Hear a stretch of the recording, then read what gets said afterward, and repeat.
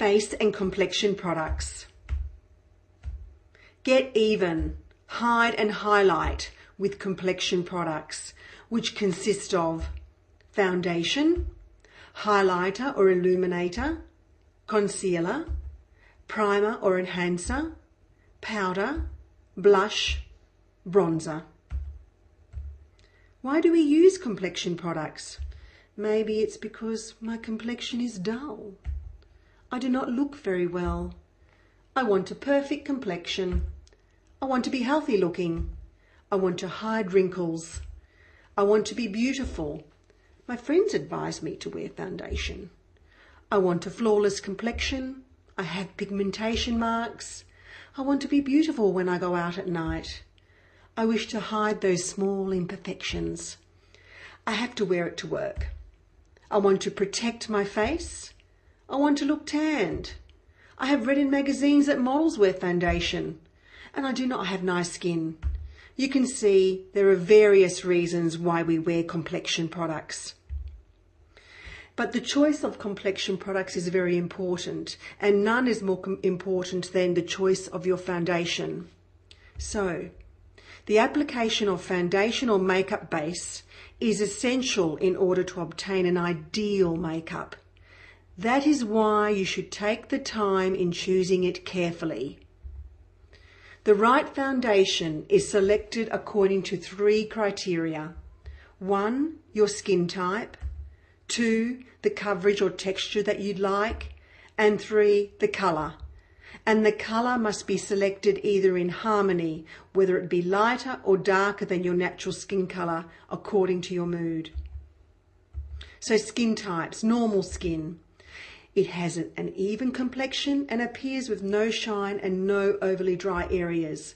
Pores are not enlarged, and it has a balanced level of moisture and elasticity, and this is noted on the face and the neck. So this skin suits most foundations. It just depends on the finish or texture that you would like. Combinations or mixed skin. At the T-zone, it tends to be a little bit oily and the pores can be slightly enlarged. It can become dry or normal as it progresses outwards to the cheeks, neck and forehead. Again, can suit most foundation. It just depends on the finish and feel required. Oily skin. It has a shiny appearance and the pores are more enlarged. This type of skin is more prone to develop blackheads and whiteheads and skin eruptions, and it's noticed on the whole face, but especially on the nose, chin, forehead, back and chest. And the foundations for this skin, an oil-free, a matte, a semi-matte foundation powder is suited. Dry skin. It appears delicate and tight. Pores are not enlarged, and this is mainly due to the lack of elasticity and moisture. At any age, the skin can appear dull, non-radiant, dry, and it almost has a brittle feel. Wind, air, sun exposure and soaps can aggravate it, and it's evident on the cheek, neck and around the eyes. Oil-based or water-based with a moderate degree of oil will help retain the moisture for this skin. Now, it's interesting to note that these are the basic skin types and not skin conditions. Skin conditions can happen in all of these skin types, as in you may have eczema, or a dry skin can develop an acne. So if it's a skin condition that you're addressing, you really need to visit your dermatologist for advice. So coverage. Foundations can be classified according to 4 basic makeup results, which are covering, semi-covering, translucent or transparent. Some can have adaptable results, and the finish or texture can vary from luminous, satiny, radiant, matte and powdery, natural and transparent. Now when we say coverage in this area, we're talking about what it looks like, but also how it feels on your skin. So you need to think, how do I want my skin to look and how do I want it to feel? So an example, I like quite a moist foundation, if I was to put a full powder on my skin, it would probably look quite nice, but the feel would be too taut and matte for me. So I'd probably like the look of it for about 5 minutes, but then it would feel uncomfortable on my skin. So I need something that is a bit more luminous and a bit more moisturizing. So you've got to keep that in mind when you're talking coverage, what it looks like and how it feels on the skin. The next section is about color, which must be selected in harmony, which is either lighter or darker than the natural skin color and according to your mood or desire.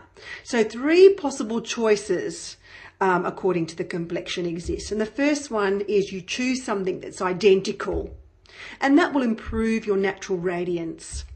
You choose something that's slightly darker because you want to recreate or enhance a sun-kissed glow. You want something a little bit fairer to recreate or intensify a porcelain-like complexion. So you might like an identical or natural radiance for work or out to lunch. You might like a darker one just to give yourself a bit of a suntan look for the weekend, or the a fairer porcelain-like complexion would look lovely in the evening. So, you bought a new foundation, pretty fantastic. But you get home and the colour has changed. What it did not do is match your skin tone. So next time you go, keep in mind your complexion colour. Is it warm or cool? Or what you can do is this. Choose 3 foundations in the colour closest to your skin colour.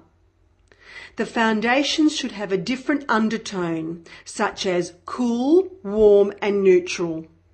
Cool would be pinkish, warm would be more orangish, and neutral would be a slightly yellow to beige foundation.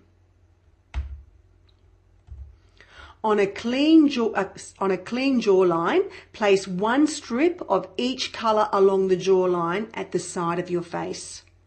As you apply each colour tone, you will be able to see 2 very well, and the 3rd one should disappear slightly into the skin.